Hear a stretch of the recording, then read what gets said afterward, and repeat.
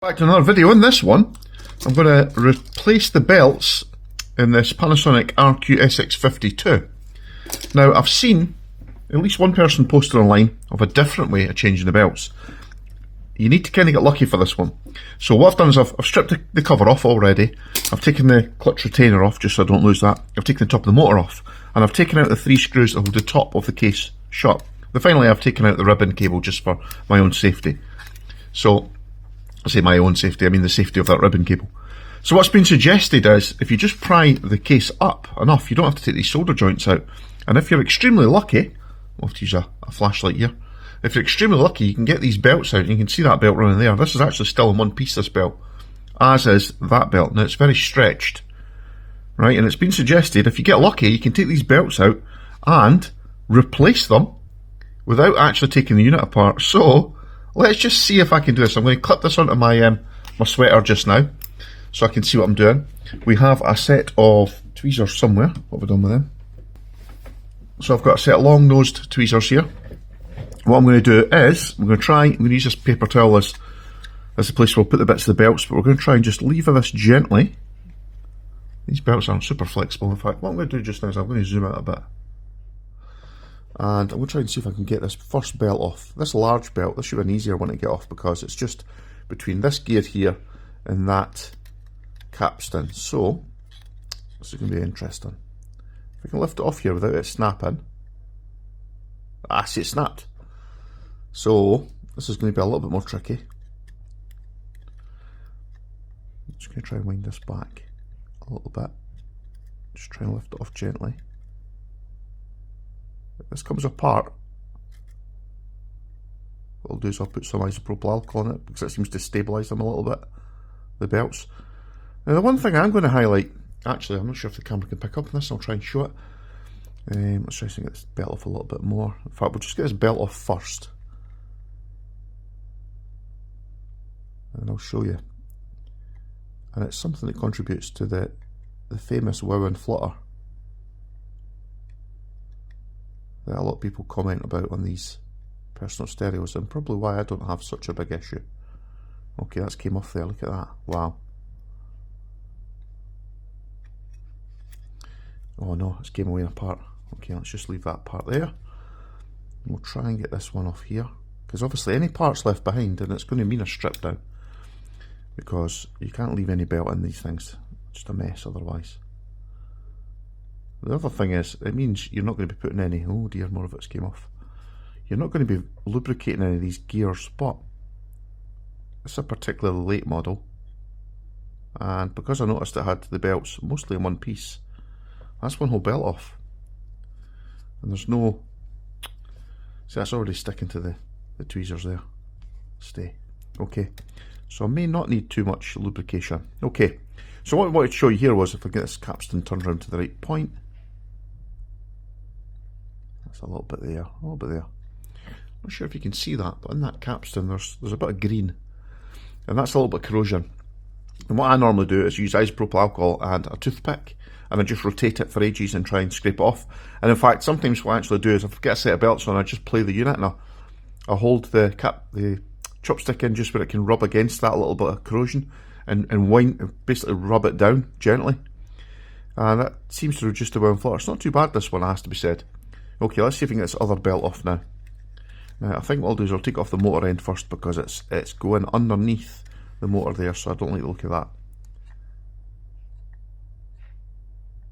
It's actually coming out, so that's not too bad. This one has actually snapped. But if I can get it off here, you know what I'm going to do, because there's a little bit of mess there. I'm just going to saturate this a bit in some isopropyl alcohol. So that helps hold them together a little bit. Not sure what it does chemical wise, but it definitely makes them want to stay together, and that's not going to do any damage here putting a bit of isopropyl alcohol in here. It just flashes off eventually anyway, and we'll also have to clean that gear up a little bit. Okay, so that will do just now. In fact, I'm just going to put this away because I'll probably end up spilling it. Okay, we'll let that just settle a little bit, and we'll try and see if we can get this side off. It's quite a tricky job, this, but we'll see how we get on. This belt appears to be, oh, it snapped. It's going to say fairly loose, but it came away there. That's kind of stuck a bit, so what I'll do is I'll just rub it around with this isopropyl here. Yeah. Okay. Wind this back again and see if it'll come off. No, it's going to come off in little bits. So the other technique again is using my chopstick. Just push that under the edge, but normally what I do is I rotate the capstan. It's going to be difficult to rotate it here and show it on the video. How am I going to do this? Because normally I put my finger against one side of the capstan and just turn it. Let's take this side off first.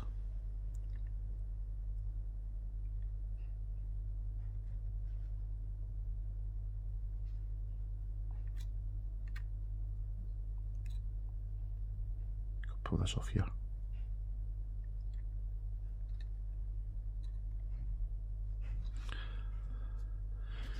Let's turn into mush as we speak. And this will definitely be easier doing this with my chopstick. Now I'm going to just get the chopstick a little bit of isopropyl on the tip of it as well. So yeah, we'll get this isopropyl back out again. I'll just let it sit in there for a moment just to soak up some isopropyl alcohol. See how we're going to do this. So I can turn this top with my thumb gently. So that has some gunge already attached there, so we want to kind of get that off. Okay, let's just gently see if we can turn this in. Prise this off. Now I've shown you in previous videos how I like to use a chopstick, I keep saying chopstick, a toothpick to get off bits of belt, and it does work pretty well, I have to say, which is why I've been doing it for, well, about 20 or 30 of these restorations so far. And then we'll just get this around here. It's not looking too bad. There's a little bit green on that as well, so there's a little bit of corrosion occurring there too. So let's just give this a bit of a clean round.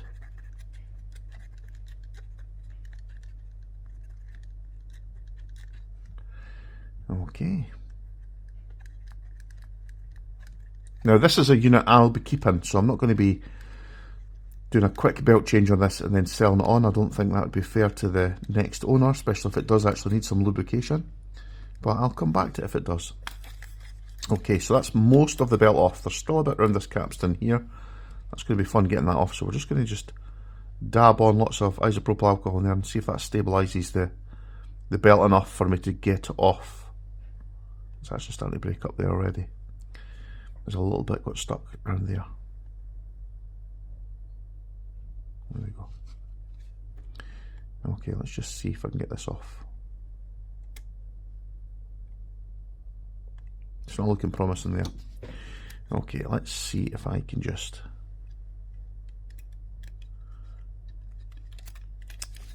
get myself in some sort of position where I can actually push the capstan round. Oops, getting in the way with my own. All fingers and thumbs now. I'm just trying to work out how I can get that. Maybe I can actually prop it. And wedge it with, not got enough hands here unfortunately. If I just hold that there.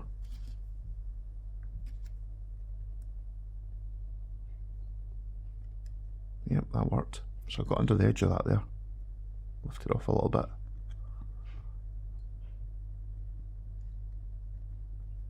I'm not really pushing down much with my tweezers here. I'm just using them and no more, just to stop the capstan rotating too much. I bet that's starting to come off.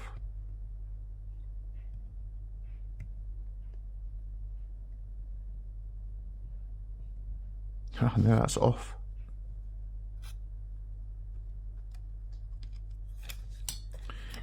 Okay, let's just turn this capstan around all the way and see if there's any belt still in it. And there isn't. Although there is a little bit of corrosion there, so we'll just see if we can clean that up a bit. I might have to do this off camera, but we've got the belts off without taking any of the solder joints off, which I'm pretty impressed about. I didn't think that was going to be possible. And I haven't really bent the board, I've just been gently flexing it out. So we'll see how that goes. I'll clean up these capstans first and then we'll see about putting the new belt back on. Okay, so that's it cleaned up about as much as I think I can clean it. Cleaning this capstan was a lot easier because I can get my finger on that one, and all I did was used a bit of isopropyl alcohol on a toothpick and just move around the edge of the capstan and see if there was any little bits of gunge that could come off that. Not really anything. There's a little bit there actually still I've missed. It's definitely worth going round and round and round. We'll give that a little bit of a clean with the cotton bud as well.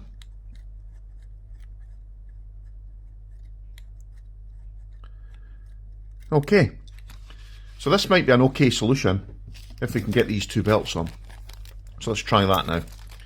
This could be a good solution for people that are not too confident with a soldering iron or even have a soldering iron. So far all I've needed was a set of tweezers, a single screwdriver, and a little bit of patience and some little disposable bits like toothpicks and cotton swabs and some isopropyl alcohol. So the smaller capstan goes between the motor and the first capstan here. So the smaller belt goes between the capstan at the front next to the motor, and the larger belt goes across here. And I think that's going to be the harder one. So we'll start, I hope, with what should be the easier belt.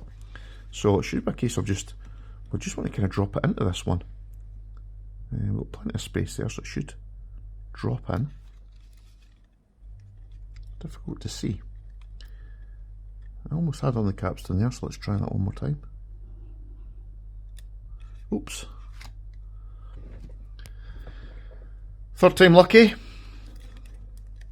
So I still think dropping it in from over the capstan first is the best way to do it.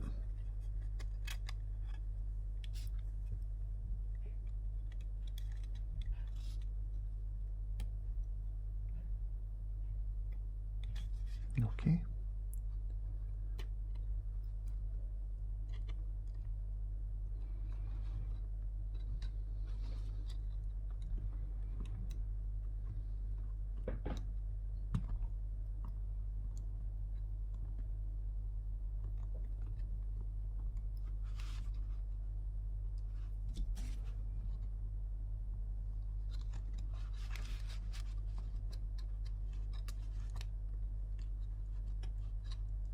I think that's came off again, but anyway. Try and see if we can get around that lower part of the capstan motor. There you have. And yeah, that's actually in place. That's actually in place. Wow, that's impressive. So yep, it is possible to feed that one in. That was third time lucky, third time's a charm. Now we need to get around, this is going to be tricky because I have to get around this white gear in here and then along to this capstan. I think I'll start with the gear first and then work our way along to the capstan, because the capstan's a lot more exposed. So how do you want to drop this in? This might not translate very well on camera, but we'll see if we can get on. There shouldn't be too much in the way. Just drop this through here.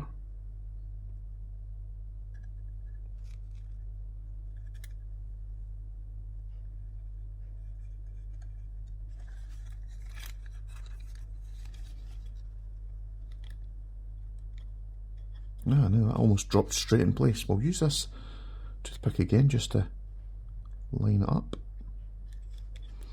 And to be honest, it's almost lined itself up there, surprisingly. Yep, I'm going to say that's in place. So now we have to just get the right angle to grab on and pull and keep it tight in place. And then I'll oops, get located under there, and we'll just rotate the capstan. See if we can get that clicked in place. Oh, almost.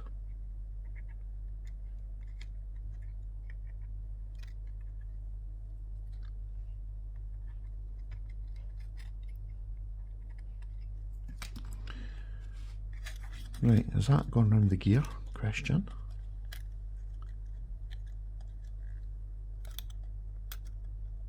It sure has. Okay, so now we can put the top of the motor back on just to turn it by hand. We'll see if this is actually working. So it rotates counterclockwise, so if we turn it we should see that capstan turning, and if we look in here we should see the gear turning. That's right. Excellent. So one thing to watch out for is the tape position sensor here. So at the moment it should be in the middle, and you can see, difficult to see in fact, if I can get the camera up close enough, there's the two locating pegs and the actual switches in the middle. I'm actually just going to screw this down a little bit just now because I think it's in the right location, so we're just going to use one screw at the moment. And I know some people have an issue with them not wanting to then play after they've taken them apart, after all the soldering, so this might save that a little bit. I can't unfortunately trigger the relay, so normally we just knock the relay up. You can see if it's moving the head from left to right, but we're actually still located in the middle in the parked position. So let's put the other screws in fact. Let's just see how we're getting on.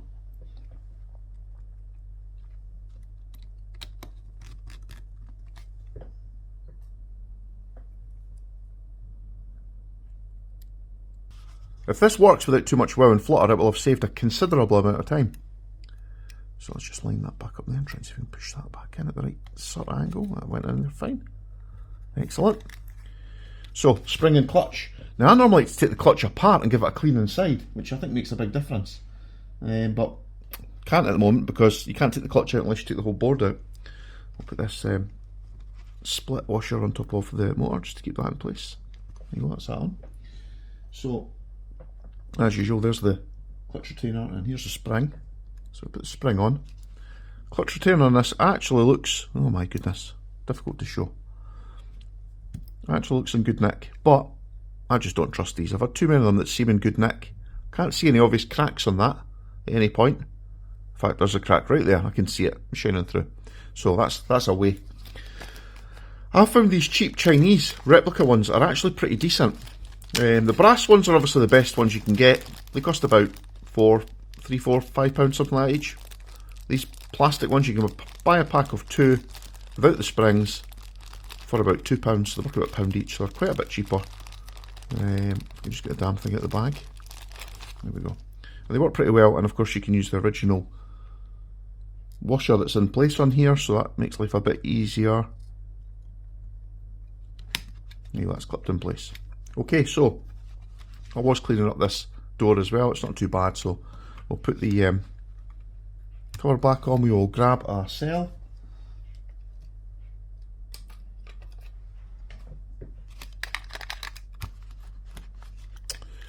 We'll put an old cassette in. Now I've done no cleaning on the capstans or anything, so this might chew this cassette up, but it's a cassette that's been chewed up plenty of times already. So, okay, so which button is play? This one at this side here. Let's just rotate this now. Let's give it a go. Nothing's happening. It could be that the lock is in place. Hold is on. So let's just put that to the off position. And now this is something I like to point out to some people. I've opened a few of these where the switch has been snapped clean off. And that's because when you take them apart, always put stuff to the lock or the on position. Because there's generally a little section on the board.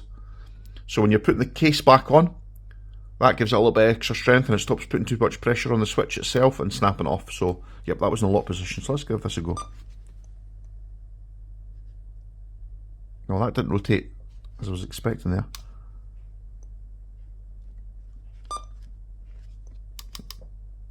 Give the motor a couple of turns just to make sure it's all okay.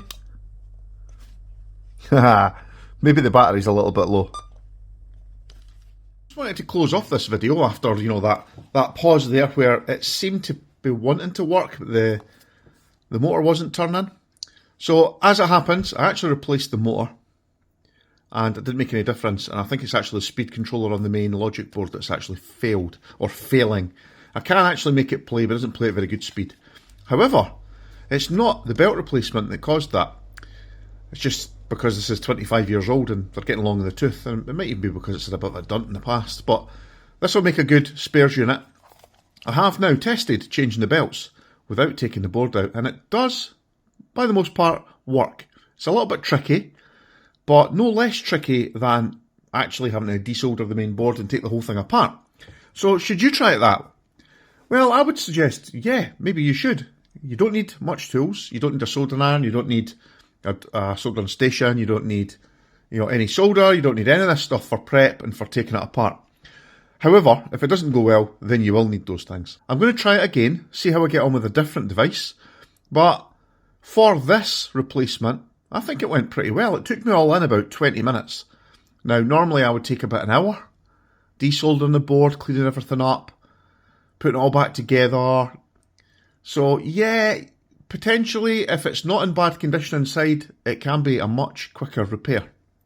Anyway, thanks for watching, and I'll catch you in the next video. Bye for now.